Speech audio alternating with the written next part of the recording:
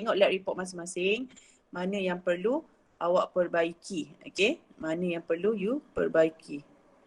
Standard solution and determination of the concentration of acid solution. Okay, so ini dia punya title of experiment. Okay, objektif. Objektif pun sama. Okay, objektif pun sama, to prepare a standard solution of sodium carbonate. Okay, carbonate. And then to determine the concentration of HCl solution using the standard solution of sodium carbonate. Okay, ini pun dia punya answer lah. Okay, so yang ketiga teori.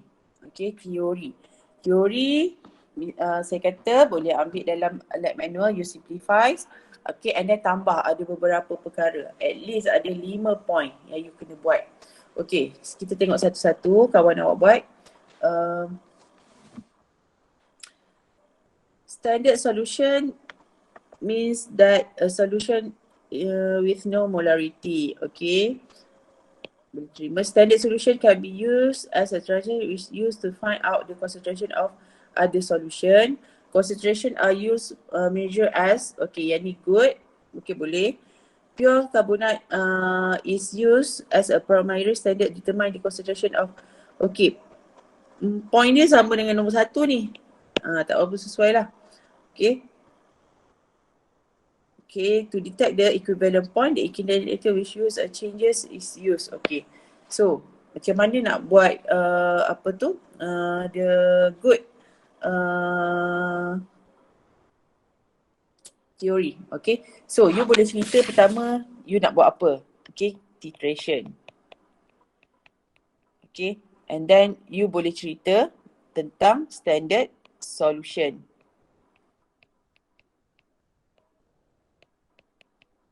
Okay, and yang ketiga you boleh cerita tentang equivalence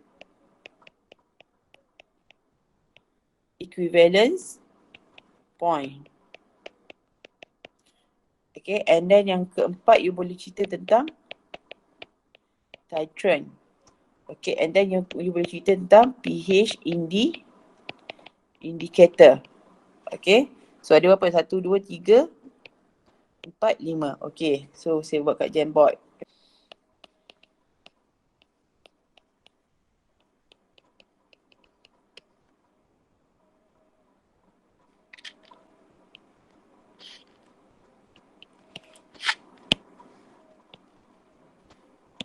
Okay, tengok. Standard solution is a solution of accurately known concentration of the element or substance. Okay, tulisan saya sangat cantik ya.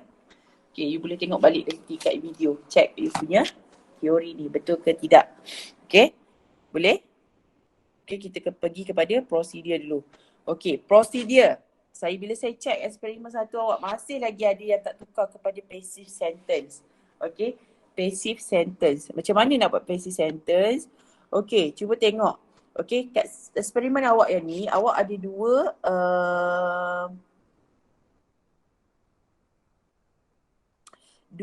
part A and part B. First you sediakan standard solution, yang second one you buat titration. Okay, tukar ayat daripada aktif ke pasif, okay, dengan menukarkan dia punya work, kata kerja dia kepada work was and then tambah ed. Okay, kata kerja dia you tukar kepada was and then you kata kerja and then tambah ed, past tense. Okay, for example, cuba tengok contoh dia. Okay, 1.300 to 1.335 is pure substance was weighed accurately in a clean, dry 50 ml of beaker. Okay, 20 ml of distilled water was added approximately to dissolve the solid. The solution was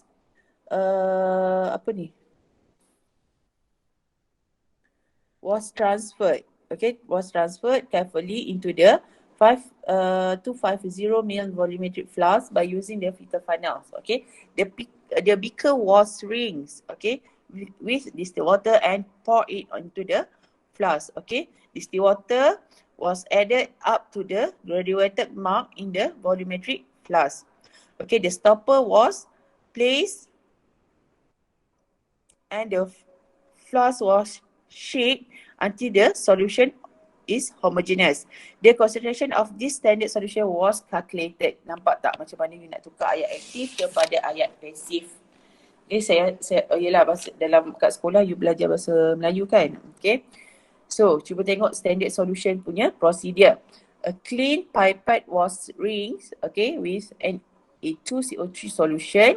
25 ml of sodium carbonate solution was pipette, okay, into the clean 250 ml of conical flask.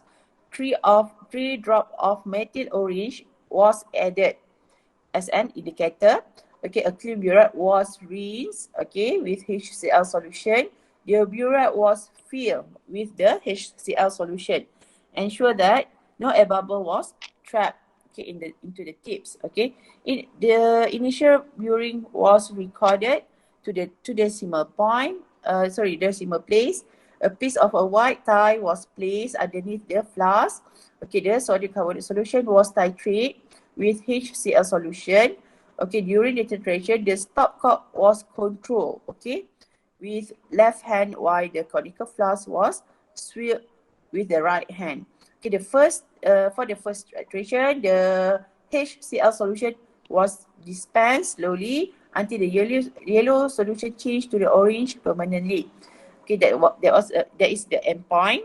Okay, the final reading was recorded and the titrants was repeat 3 times. Okay, the concentration was calculated. Okay, so saya bagi yang clear sikit lah. Masing-masing punya prosedur, ayat dia. Sama tak? Okay, boleh buat. Saya bagi 2 minit untuk awak go through tengok you punya prosedur dia satu-satu. Seterusnya, okay. So bagi saya kawan awak punya prosedur ni okey lah. Okay. So you kena check nanti you punya. Okay. Yang tak buat tolong buat. Yang dah hantar tu nanti tolong buat baru. Buat yang ada prosedur, tambah you punya prosedur. Okay. So kita pergi tengok kepada dia punya result. Okay, result of experiment. Okay, so kat sini, okay, saya dah bagi 1.3043. Okay, dan dia punya volume of solution, okay, itulah. Volume of solution 250 ml. Okay, the first reading is gross reading, okay, 25.7. So ini bila initial dia kosong. Initial ni tak semestinya kosong dia boleh jadi 0.01, 0.1, 0.5. So depends pada bila you buat dalam eksperimen.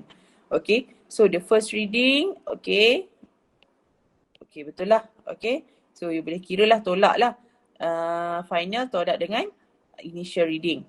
Okay, so seterusnya the average. Okay, kat sini sayang, you kena tunjuk cara pengiraan. Plus, walaupun you dah tahu tu benda tu sama, baru you boleh buat final answer. 24.5 plus 24.5 bagikan dengan 3 equal to 24.50 mil. Okay, kena tunjuk cara you dapatkan dia punya average tu. Okay, seterusnya tengok preparation of standard solution. Okay, so dia tanya mol. Dia dah bagi guideline kat awak dah. Dia tanya mol. Macam mana you nak kira mol? You ambil mass of sodium carbonate ni tadi, you bahagikan dengan JMR, you akan dapat number of mole dia macam ni. Okay, betul lah. Okay, siapa yang tak faham macam mana nak dapat ni? Faham tak macam mana nak dapat?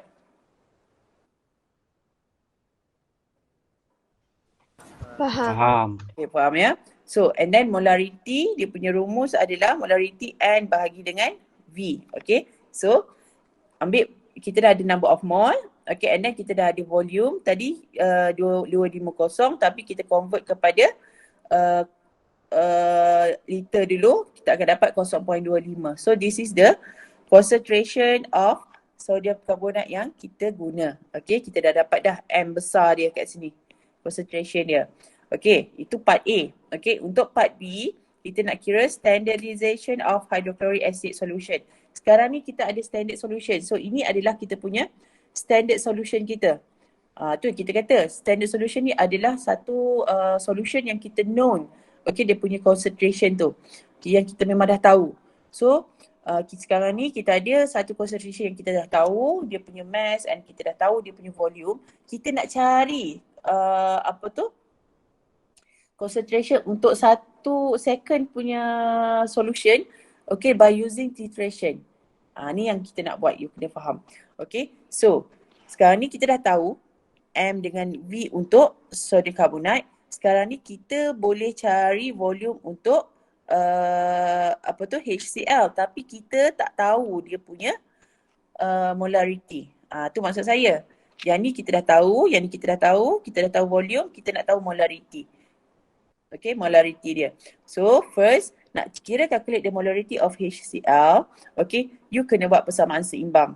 Okay, you kena, maksud ini adalah yang yang dalam burette, yang kita isi dalam burette kita panggil sebagai titrate. Yang ni adalah analyte. Okay, you kena familiar dengan istilah ni. Okay, and titrate and analyte. Okay, analyte ni yang kita letak dalam conical flask tadi. Okay, so calculate the molarity of HCl. Okay, pertama, okay, tengok kawan awak buat ni. Kita kena kira mole of Na2. Okay, kawan awak ambil kat sini. Okay, salah ya cara kira ni. Okay, so rumus dia adalah mv per 1000 lah. Okay, sama dengan mv per 1000. Okay, M dia kat sini adalah yang mana? Mana M dia? Molarity of Na2CO3. Yes, M dia adalah 0.0492, right? V dia berapa? 250 ke? Yang ni ke? Ini untuk satu volumetric flask tau. Ni untuk satu. You nak hasilkan standard solution. Sekarang ni kita hanya ambil berapa yang letak dalam conical flask. Cuba tengok prosedur awak. Ada berapa banyak awak letak? 25 ml. Yes, kita hanya guna 25 ml je untuk titration tu. So kat sini you kena convertkan. Okay, bila you convert you akan dapat 0.025 liter, right? So tak payah convert pun tak apa sebab you akan bagi 1000 kan. Okay, saya tak convert lah. Okay, 25 ml bahagikan dengan 1000. Okay, you akan dapat berapa? Ada orang nak masuk pula.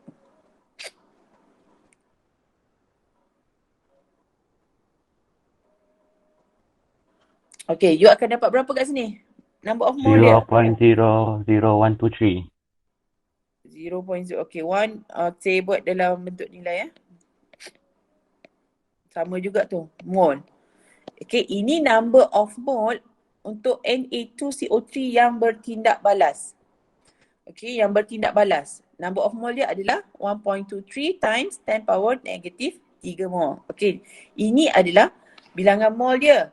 Bilangan mole dia kat sini. N dia sama dengan 1.23 darab 10 kuasa negatif 3. Okay, sekarang ni daripada kita dah ada bilangan mole yang ni, boleh tak kita dapat bilangan mole HCl yang kita guna? Boleh.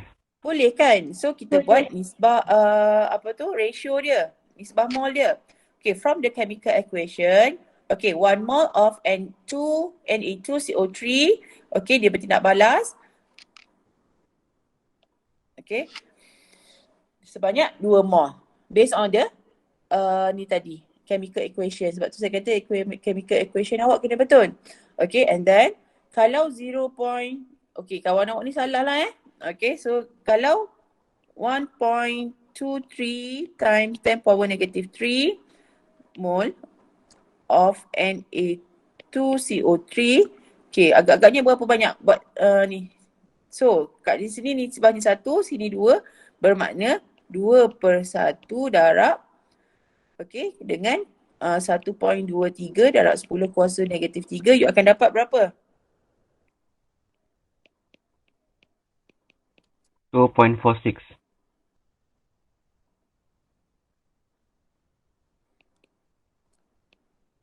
2.46, okay. So this is the number of mole, okay, and untuk acid ni tadi 2.46 time, okay, boleh? Boleh?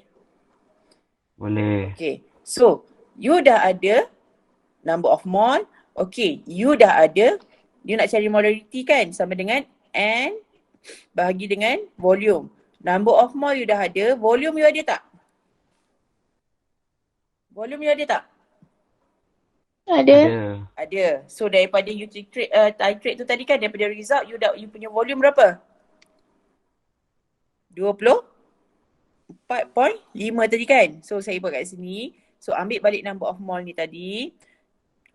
2.46 times 10 power negative 3 bahagikan dengan, okay, you dapat 24.5 mil. So bila you tukar kepada liter, you akan dapat 0.0245. Jangan round off awal. Ambil je 3 titik perpuluhan, 4 titik perpuluhan ni. So you akan dapat 0.0245 and then you akan dapat dia punya molarity sama dengan 0.1004 molar. M besar ya. Salah saya ni. M besar. Okay.